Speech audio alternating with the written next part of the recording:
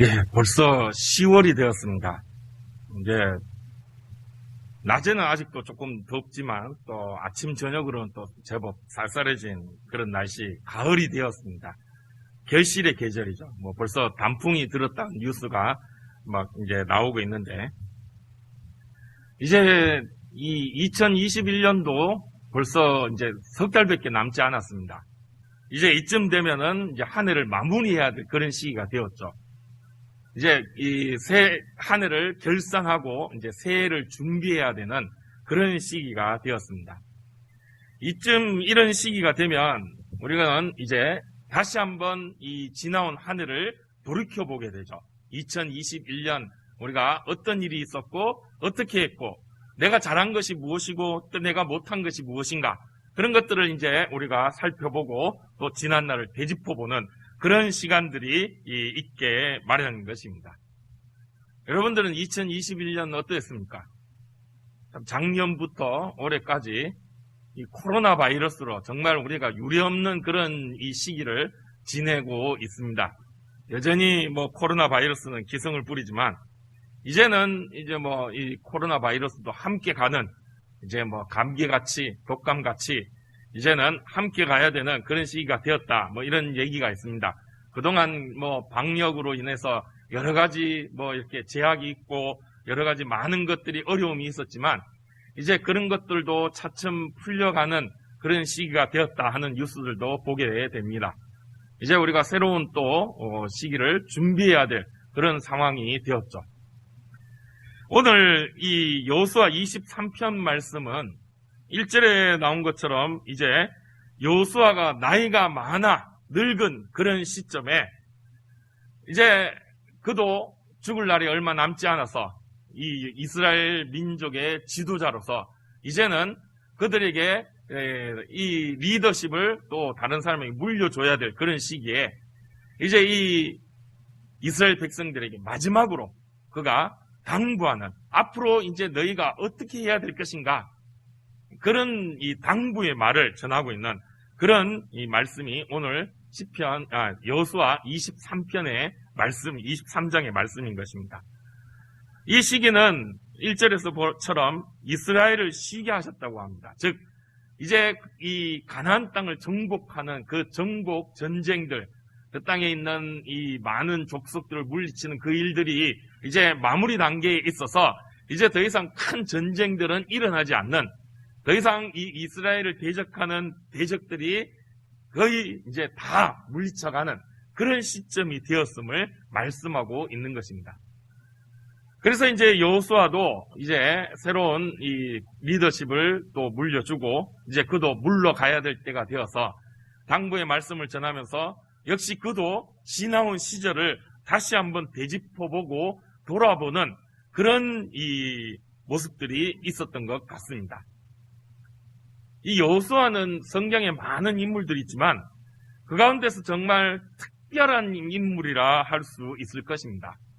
왜냐하면 이 여호수아는 이 출애굽의 전 과정을 다 경험한 그런 이 몇 안 되는 인물이죠. 그 인물이 딱 두 사람 있죠, 성경에. 바로 여호수아와 또 갈렙, 이 두 사람만이 그 모든 전 과정을 다 경험해 보았습니다. 처음 애굽에서부터 시작해서 이제 광야 40년을 지나서 그리고 가나안 땅에 들어가서 그 땅을 정복하기까지 그 모든 과정을 다 경험해 본 사람이 바로 여호수아였습니다. 출애굽할 때의 이 리더, 지도자는 모세였죠. 그가 애굽 땅에서부터 바로에 대적하여 이스라엘 민족들을 이끌고 홍해를 가르고 그리고 광야의 40년까지 이스라엘 민족을 이끌어갔던 그 위대한 지도자가 바로 모세였습니다. 그런데 이 모세도 결국에는 가나안 땅에 들어가지를 못했죠. 그러나 여호수아는 그 모든 출애굽과 광야 40년, 이 모세가 이 지도자로서 그들을 이끌어가는 그 과정들을 모세 가장 옆에서 모세를 수종드는 자로서 가장 가까이에서 그 모든 과정들을 경험하고 이제는 모세를 이어서 그 리더십을 이어받아 지도자로서 가나안 땅에 들어가서 그 땅을 정복하는 모든 과정들을 이끌어갔던 그런 인물이 여호수아였죠. 그러니까 전 과정을 다 경험하고 정말 속속들이 아주 자세하게 또 분명하게 그렇게 경험한 사람이 바로 이 여호수아였습니다. 홍해를 가른 일도 그렇고, 그리고 또 시내산에서 그 말씀을 받았던, 그리고 거기서 또 금성아지로 인하여 벌을 받았던 그런 일들, 그리고 또 이제 가데스 바네아에서 이 가나안 땅을 눈앞에 두고 12명의 정탐꾼이 들어가 그 땅을 정탐할 때 그 한 사람이 또 여호수아였죠. 그렇게 12명이 정탐하고 돌아왔을 때 여호수아와 갈렙은 다른 10명과 다른 보고를 했죠. 어떤 보고였습니까? 저 땅은 하나님이 우리에게 주신 땅이다. 들어가서 정복하자. 그러나 다른 10명의 정탐꾼들은 우린 저기 못 들어간다. 안 된다. 저기에 있는 사람들은 거인들이고 우리가 도저히 그들을 싸워 이길 수 없다. 우리 이제 여기서 죽는다. 큰일 났다.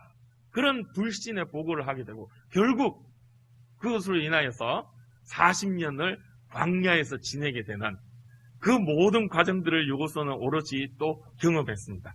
그리고 그 땅에 들어가서 여리고 성을 무너뜨리고 또 그 땅에 있는 많은 정말 그야말로 강대한 그 족속들을 하나하나 물리치며 그 땅을 정복해간 그런 모든 일들을 다 경험했던 그런 여호수아가 이제 이 광야 40년 지나면서 이 1세대 출애굽의 모든 사람들이 다 광야에서 죽고 광야에서 태어난 새로운 세대들, 그들이 이제 가나안 땅에 들어가 정복하며 살게 된 그 새로운 세대들에게 앞으로 어떻게 살아야 될 것인가, 그것을 당부한 말씀인 것입니다. 23장 말씀, 오늘 우리는 13절까지 읽었습니다. 아까 목사님 말씀하신 것처럼 이 13절까지 말씀 가운데 너희의 하나님 여호와, 이 말씀이 8번이 나옵니다. 그리고 이 23장이 16절까지 있는데 16절까지 가운데 12번이나 나오는 너희의 하나님 여호와, 이 말이 이 23장 가운데 12번이나 등장합니다. 그러니까 여호수아가 이 이스라엘 백성들에게 말을 끝낼 때마다 너희의 여호와 하나님이, 너희의 여호와 하나님, 이 말을 계속해서 반복하고 있다는 거죠. 그것은 그만큼 그것이 중요하다는 것입니다.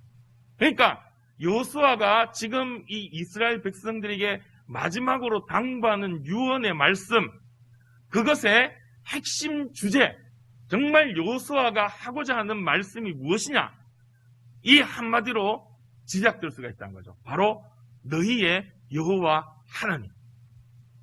이 하나님이 지금 출애굽에서 40년 광야를 지나서 이 가나안 땅 정복하기까지 여기까지 너희를 인도하시고 함께 하시며 앞으로도 계속해서 함께 하실 그분이 누구냐? 바로 너희의 하나님 여호와라는 거죠.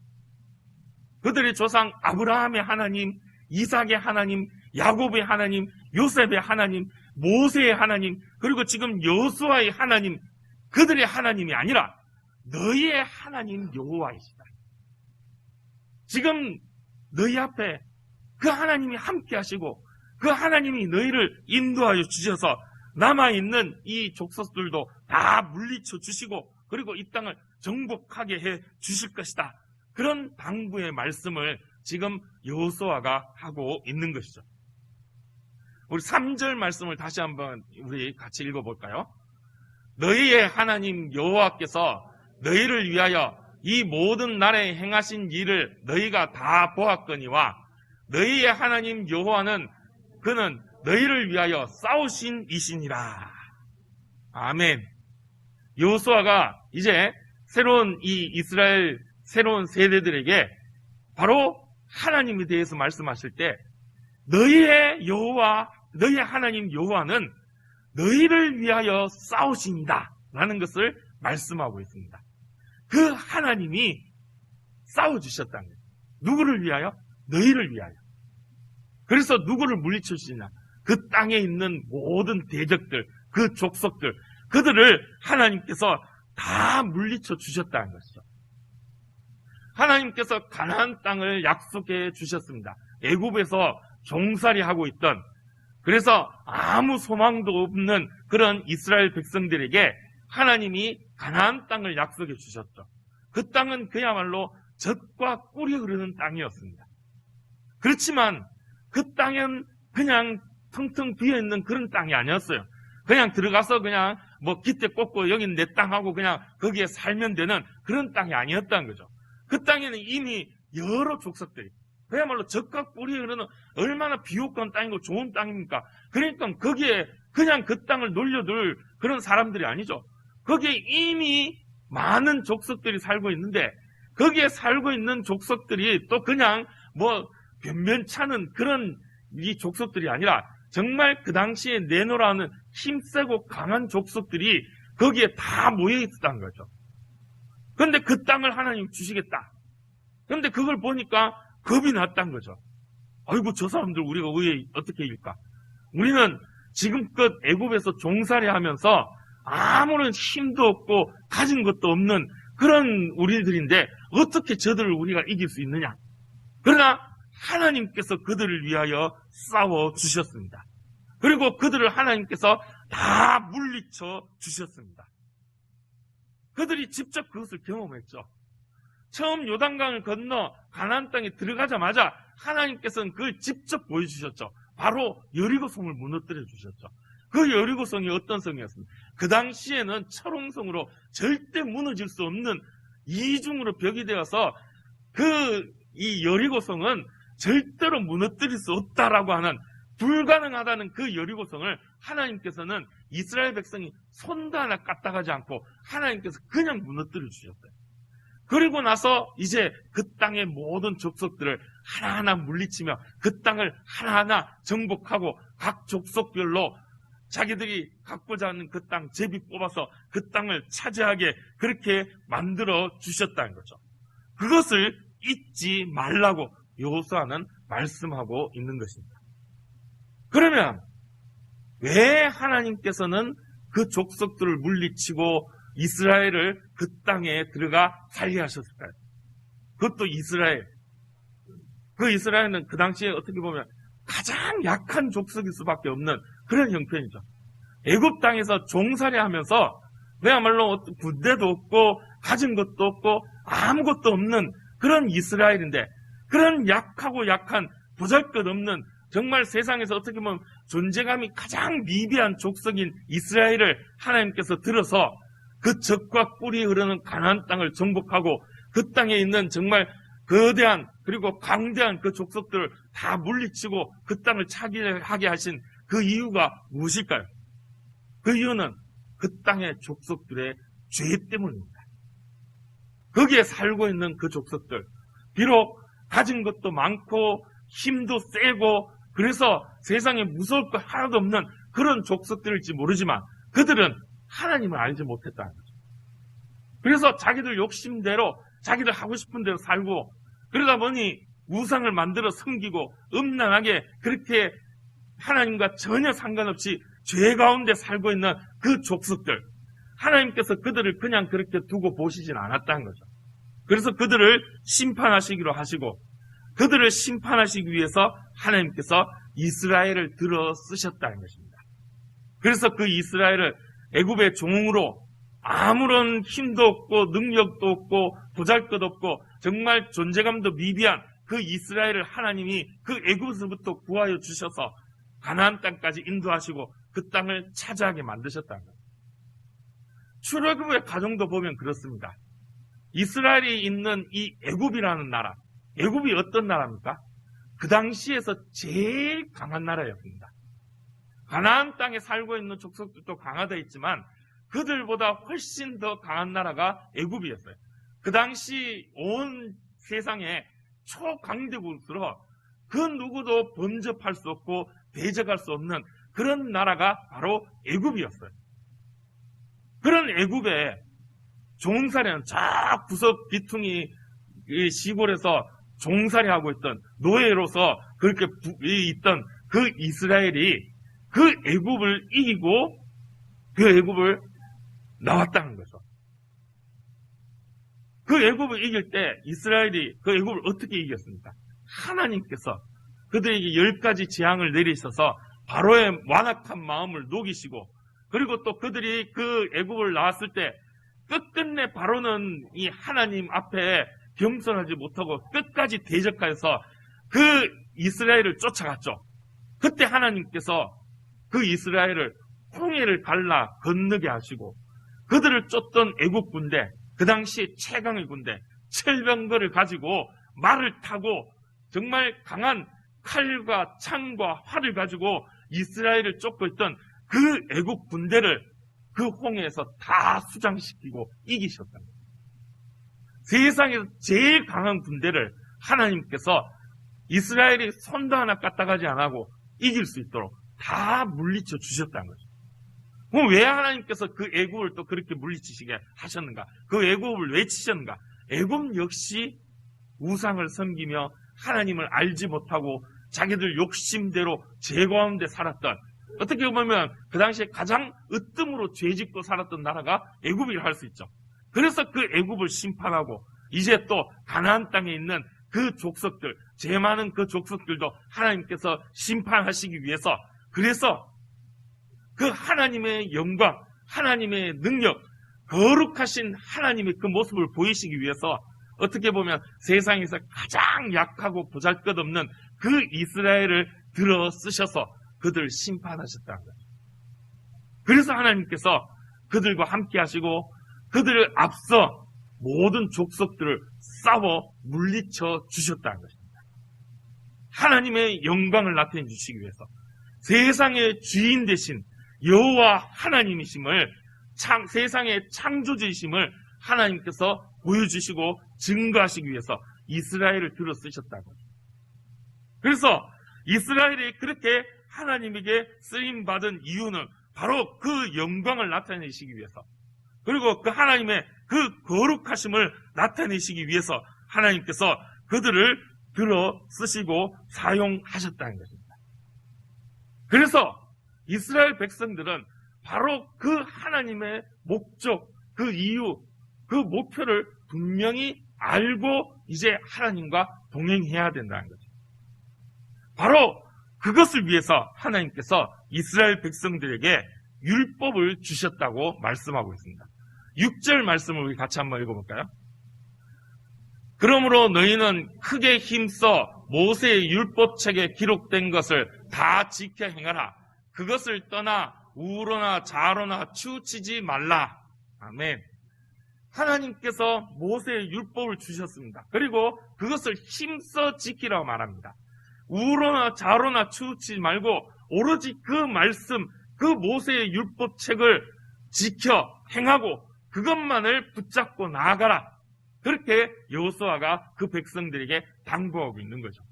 왜 그래야 되느냐? 바로 하나님께서 그들을 거룩하게 들어 쓰시기 때문이라는 거죠. 이 율법이 무엇입니까? 의를 위한 말씀이죠. 거룩해 하는 말씀이죠. 그 말씀을 지켜 행한다는 것은 하나님의 그 거룩에 함께 하는 것입니다. 하나님이 어떤 분인지를 알려주는 게 바로 율법인 거죠. 그 하나님이 어떤 분이냐? 거룩하시고 의로우신 하나님이셔요. 그래서 그 하나님의 택함 받은 이스라엘 백성들도 거룩하고 의로운 백성이 되어야 된다라는 것을 여호수아가 말씀하고 있는 거죠. 그래서 그 이후에 그 땅에 아직도 남아있는 그 족속들과 절대 교류하지 말고 그들과 혼인하지 말고 그들의 우상에 기웃거리지 말고 그들과 철저히 구별된 삶으로 오로지 하나님만 바라고 하나님만 쫓고 하나님 말씀대로만 살아라. 거룩하고 의로운 백성으로 살아라. 그렇게 당부하고 있는 것입니다. 그것이 하나님께서 그들을 애굽에서 구원하여 주시고 그리고 광야를 지나 이 가나안 땅을 차지하게 하신 그 땅에 있는 족속을 물리치신 이유가 바로 거기에 있다는 거예요. 그래서 그들은 그 율법의 말씀대로 의롭고 거룩한 백성으로 살아야 한다는 것입니다. 거기에 있는 그 족속들과는 구별된, 그들은 죄 가운데 악을 행하며 그렇게 어둠의 자식으로 살고 있지만 빛의 자녀로서 의롭고 거룩한 하나님의 말씀대로 살아가는 그런 모습으로 살 것을 당부하고 있다는 것이죠. 그리고 여호수아는 바로 그것이 하나님을 사랑하는 것임을 말씀하고 있습니다. 11절 말씀을 보겠습니다. 그러므로 스스로 조심하여 너희의 하나님 여호와를 사랑하라. 스스로 조심하라는, 스스로 조심하라는 건 무엇입니까? 말씀을 늘 가까이 하라는 거죠. 하나님의 말씀을 늘 가까이 하여서 정말 내가 바른 길을 가고 있는가, 내가 온전히 의롭고 거룩하게 살고 있는가, 그것을 스스로 조심하며 살펴보라는 거죠. 그게 바로 하나님을 사랑하는 것이다 라고 말씀하고 있다는 것입니다. 하나님은 사랑이십니다. 왜 우리가 하나님을 사랑해야 되느냐? 왜 사랑해야 되죠? 하나님이 나를 사랑하시기 때문입니다. 아무것도 없고 보잘것없고 정말 어떻게 보면 우리도 그 가나안 족속 애굽 사람들처럼 죄 많은, 그래서 심판받아 마땅한 그런 존재인데 하나님께서 우리를 사랑하셨어요. 얼마나 사랑하셨죠? 가장 소중한 하나밖에 없는 아들 예수 그리스도를 우리 대신 죽게 하시면서까지 그렇게 우리를 죄에서 구원하여 주시고 우리를 사랑하신, 우리를 의롭고 거룩한 백성으로 만들어주신, 그것이 바로 우리를 사랑하시는 하나님의 모습이라는 거죠. 하나님이 그렇게까지 우리를 사랑하시는데 우리가 하나님을 사랑하지 않을 수 있느냐 말이죠. 그러면 아니, 그럴 수는 없는 거죠. 그건 잘못된 거죠. 그 사랑을 알면 우리도 하나님을 사랑할 수밖에 없습니다. 예수님께서는 스스로의 목숨을 내어놓으면서까지 우리를 대신하여 죽으시며 우리를 죄에서 구원하여 주셨어요. 그 예수님의 사랑을 우리가 알면 어찌 우리가 예수님을 사랑하지 않을 수가 있느냐 말이죠. 그래서 우리는 하나님을 사랑해야 됩니다. 그 하나님을 사랑하는 것이 무엇이냐? 말씀대로 사는 것이에요. 하나님의 말씀이 무엇입니까? 하나님의 율법이 무엇입니까? 율법, 그럼 우리에게 가장 대표적인 게 십계명이죠. 십계명의 말씀을 우리가 쭉 살펴보면 어떻습니까? 무슨 말씀입니까? 하나님이 어떤 분이신가를 알려주는 거예요. 하나님은 의롭고 거룩한 분이고 세상의 주인 되신 하나님이세요. 그래서 우리는 그 하나님의 자녀로서, 또 하나님의 피조물로서, 그 하나님의 사랑을 받는 자로서 우리도 역시 그 하나님만을 사랑하며 그 하나님이 거룩하시고 의로우신 것처럼 우리들도 하나님의 그 거룩과 의를 이루어가며 나를 사랑하신 그 하나님의 사랑을 내 이웃에게 나누고 베풀며 서로 사랑하며 살아야 된다는 거죠. 그게 십계명의 말씀인 거죠. 그래서 우리도 그렇게 하나님을 사랑할 수밖에 없는, 그것을 여호수아는 이스라엘 백성들에게 또 다시 한번 말씀하고 있다는 거죠. 그런데 이 사랑은 무서운 것이죠. 사랑은 양면이 있습니다. 사랑하는 자에게는 한없이 사랑을 주지만 그 사랑을 모르고 깨닫지 못한 자, 그 사랑을 배반하는 자에게는 가차없는 심판이 있다는 거죠. 하나님은 그런 분이십니다. 그래서 12절, 13절은 또 이렇게 말씀하고 있습니다. 우리 12절, 13절 말씀 볼까요? 너희가 만일 돌아서서 너희 중에 남아있는 이 민족들을 가까이 하여 더불어 혼인하며 서로 왕래하면 확실히 알라. 너희의 하나님 여호와께서 이 민족들을 너희 목전에서 다시는 쫓아내지 아니하시니 그들이 너희에게 올무가 되며 덫이 되며 너희의 옆구리에 채찍이 되며 너희의 눈에 가시가 되어서 너희가 마침내 너희의 하나님 여호와께서 너희에게 주신 이 아름다운 땅에서 멸하리라. 아멘. 무서운 말씀이죠. 이 민족들, 지금 그들을 하나님께서 치시고 물리쳤던, 멸절시켰던 그 족속들처럼 너희들도 멸할 수 있다. 어떨 때? 그들과 가까이 와서 그들의 우상을 섬기고 또 그들을 쫓아갈 때, 그럴 때 내가 너희를 저들처럼 멸하리라. 그렇게 말씀하고 있다는 거죠. 하나님을 사랑하지 않고 하나님의 그 사랑을 외면하고 세상 헛된 우상들을 쫓고 욕심대로 살아가면서 의롭고 거룩한 백성을 잊으면 내가 너희를 멸할 것이다. 저들과 같이 너희를 심판할 것이다. 그렇게 말씀하고 있다는 거죠. 하나님에 대한 표현 가운데 질투하시는 하나님이란 말씀이 있습니다. 하나님은 질투하시는 하나님이십니다. 하나님을 사랑하시면 하나님께서도 정말 한없는 사랑을 베풀어 주시지만 하나님을 외면하고 그 사랑을 배반하면 하나님께서는 그냥 두시지 않습니다. 반드시 거기에 대해서 심판하시는 하나님이시라고. 바로 그것이 죄이기 때문입니다. 하나님의 사랑을 깨닫지 못하고 그 사랑을 외면하고 배반하는 것, 그것이 죄입니다. 우리가 그 죄를 지으면 하나님이 심판하신다. 그래서 우리는 하나님을 사랑해야 할 것입니다. 여호수아는 이제 얼마 남지 않는 생애 가운데에서 새로 이 가나안 땅을 정복한 그런 새로운 세대들에게 마지막으로 당부의 말씀을 전합니다. 그러면서 그는 그들에게 그렇게 강조합니다.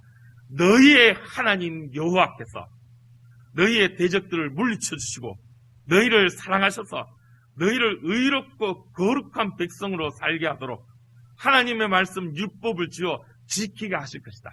그러니 이제 너희는 너희의 하나님 여호와를 잊지 말고 그 하나님의 거룩한 백성으로 살아야 할 것이다.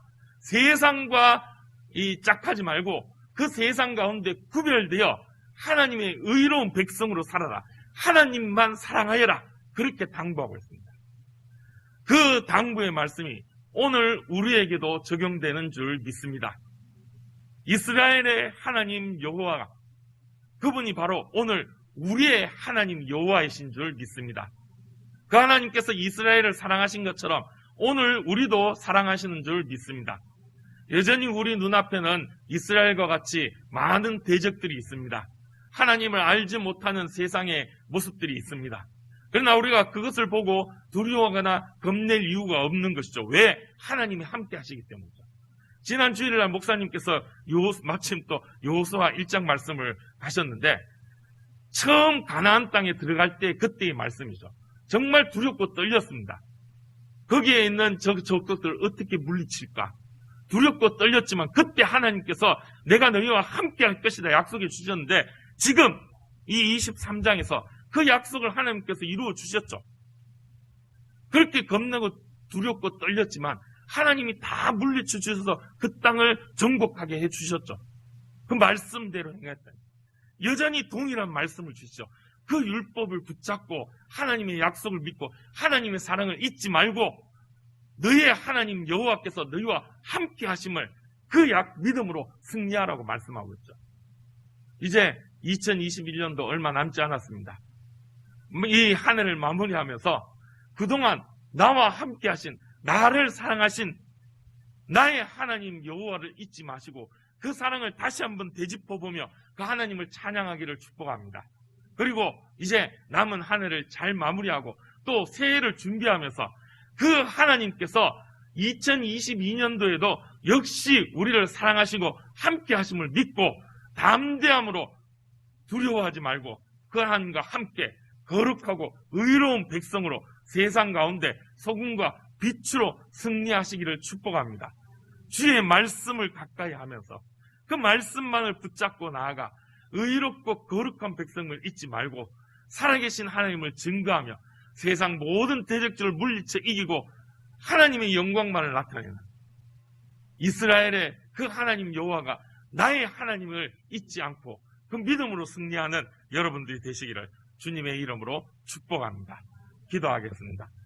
하나님 은혜 감사합니다. 오늘도 주께서 우리와 함께 하시는 줄 믿습니다.